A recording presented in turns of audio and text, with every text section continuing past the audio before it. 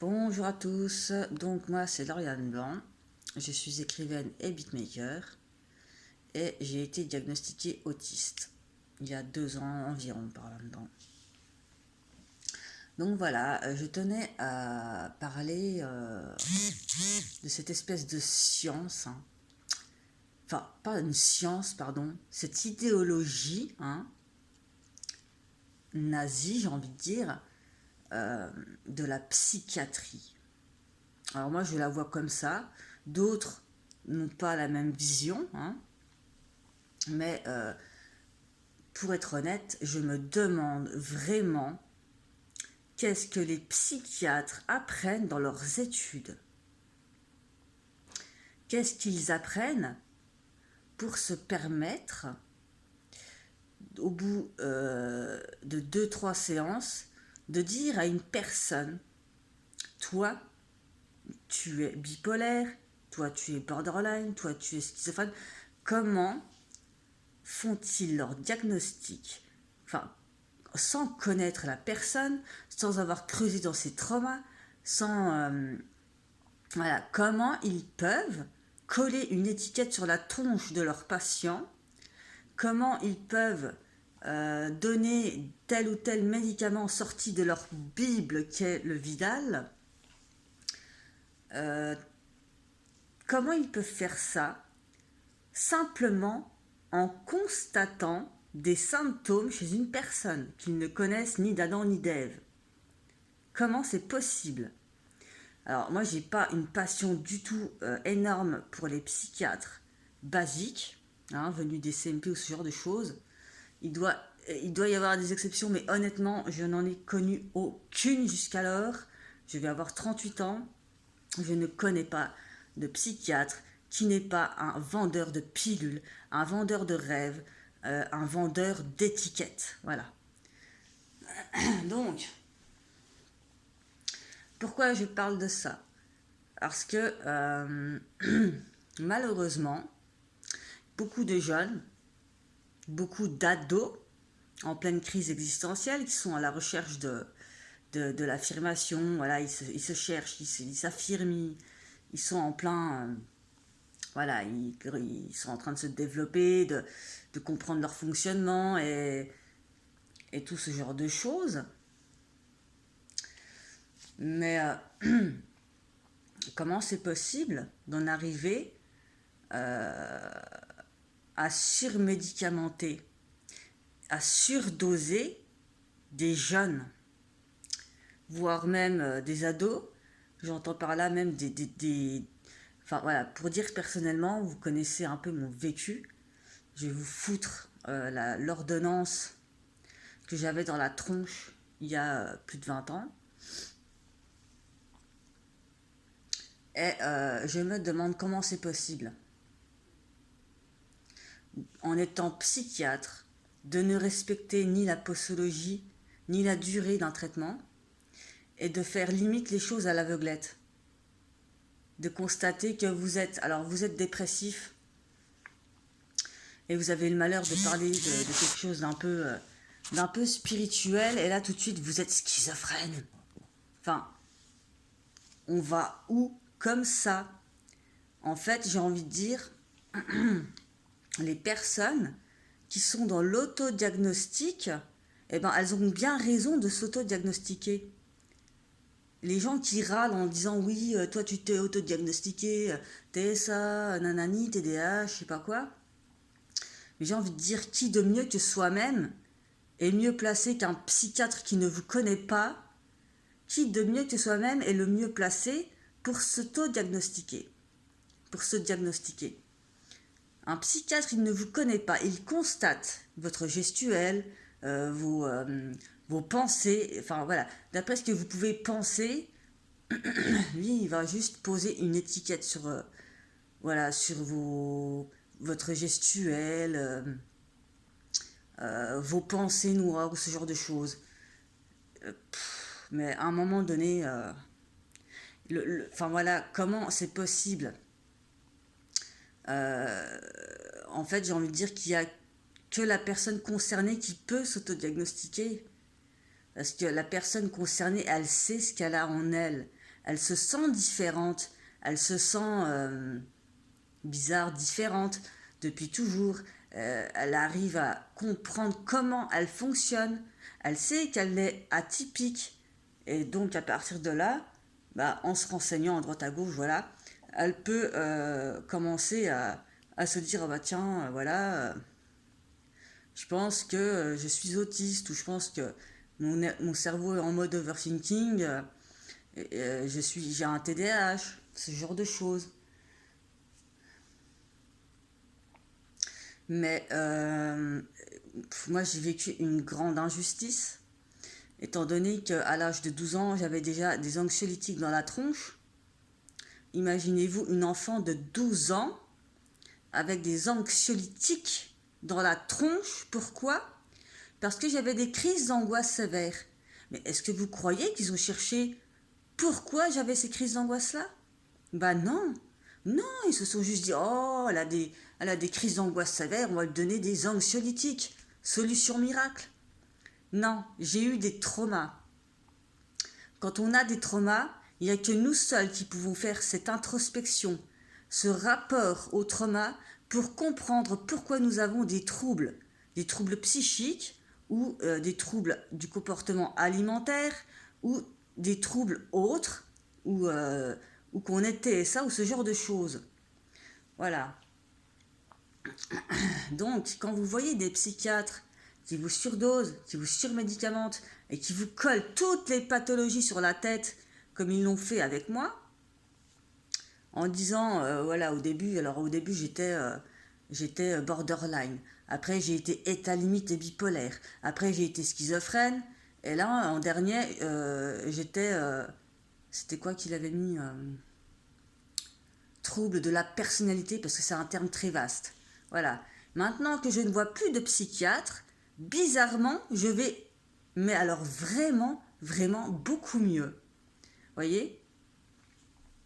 Alors, non seulement je vais beaucoup mieux depuis que je n'en vois plus, mais en plus de ça, j'ai réussi à me sortir de toutes les addictions dans lesquelles j'ai pu être. Parce que quand on n'est pas bien, qu'on est dépressif, qu'on nous colle des étiquettes sur la tronche, et qu'en plus de ça, on vit dans un environnement dysfonctionnel complètement toxique, c'est un peu compliqué pour se relever. Quand il n'y a personne qui vous aide, personne qui vous soutient, quand vous n'avez rien de la part de personne à part le fait qu'on vous écrase encore plus la gueule sur le trottoir, comme une vulgaire clope qu'on écrase, qu'on vous brise, qu'on vous empêche, on vous dissuade de faire ce que vous avez envie de faire, on vous brise littéralement, on vous maltraite, on vous malmène, on vous parle mal, on vous manque de respect, on vous recadre sans arrêt parce que vous n'avez pas le droit de vivre. Eh non, vous avez le droit de vivre que pour eux. Donc, quand vous êtes un enfant sain, vous atterrissez en psychiatrie avec plein de traitements, vous avez un environnement toxique qui ne vous aide absolument pas. Donc, qu'est-ce qui vous arrive? Vous allez vous faire du mal. Vous allez vous infliger du mal et vous allez tomber dans les addictions, les TCA, l'automutilation et tout ce qui peut être autodestructeur. Donc, non seulement il faut que vous appreniez à vous défaire de cet environnement toxique, mais en plus, il faut aussi apprendre à se défaire des addictions, double peine toxique en finalité. Parce que les addictions, c'est un peu comme une personne toxique. Une addiction, c'est une personne toxique. C'est le même processus. Une addiction, il y a de l'emprise dans l'addiction vers un produit, comme il y a de l'emprise vers de l'emprise dans une relation toxique. C'est la même chose. C'est la même merde. Donc voilà, moi je me demande ce que les psychiatres apprennent dans leurs études. Parce que finalement, ils n'ont que leur petite Bible, le Vidal, qu'ils m'ont fait bouffer. Et quand je dis bouffer, je ne mâche pas mes mots. Je connais presque tous les anciens médicaments par cœur. Ils ont testé ça depuis l'âge de mes 12 ans. J'en ai encore au jour d'aujourd'hui, je vais avoir 38 ans. J'ai réussi à me débarrasser de la plupart d'entre eux et à réduire massivement, mais je ne peux pas arrêter comme ça du jour au lendemain. sans quoi je risque de décompenser ou je ne sais pas quoi. Mes médicaments me font peur. Je sais que je peux me sevrer des anxiolytiques, mais j'ai très peur des neuroleptiques. Parce que c'est la même merde. Quand on arrête l'alcool et qu'on peut faire un delirium tremens, c'est le même, une décompensation. Voilà. Le truc avec le sevrage de neuroleptiques, il ne faut pas le prendre à la légère. Donc ça peut être très dangereux. Et voilà, on se retrouve coincé comme ça, alors qu'en finalité, on a eu des traumas dans notre vie et personne n'a été capable de nous aider à traverser la phase de ces traumas-là. On n'a pas reconnu les traumas, on les a plutôt, j'ai envie de dire, passés sous silence, parce que c'est mieux comme ça, voyez-vous. Donc, à partir de là, forcément, j'étais très mal. Quand on est victime d'inceste, voilà, de V, d'agression, tout ça, et qu'on ne peut pas en parler, forcément, on pète un câble. On pète un câble. Et on fait n'importe quoi. On cherche à se détruire, on cherche à s'évader, à s'échapper. Et après, on comprend que, en fait, voilà, on a dû se démerder seul pour se sortir de tout ça. Donc voilà, moi personnellement, je m'en suis sortie seule des addictions, de tout ça. J'ai dû couper les ponts, j'ai dû couper avec les psychiatres, j'ai dû couper avec beaucoup de choses. Et c'est en ayant connaissance d'une structure que je remonte la pente et qu'on m'aide vraiment à l'âge de bientôt 38 ans, ce qui est quand même relativement très grave. Donc voilà, il y a des psychologues qui font de la TCC, il y a beaucoup de personnes qui sont très bienveillantes et qui nous aident. Mais dans le domaine de la psychiatrie, que quelqu'un vienne me dire que là-dedans, il y a de l'humanité. Que quelqu'un vienne me dire ça va me faire rire, quoi. Ou alors vous êtes dans une clinique ou je sais pas quoi, ou je sais pas, mais il n'y a pas d'humanité dans la psychiatrie. La psychiatrie, pour ma part, je dis bien, c'est une idéologie nazie. Il n'y a qu'à regarder le terme Asperger, on a tout de suite fait le lien. Voilà. Alors peut-être que je fais un raccourci, mais c'est une réalité. Voilà. Tout simplement. La psychiatrie, pour moi, voilà, c'est une idéologie. Et parce qu'ils ne savent pas creuser. Ils ne creusent pas dans vos traumas du passé.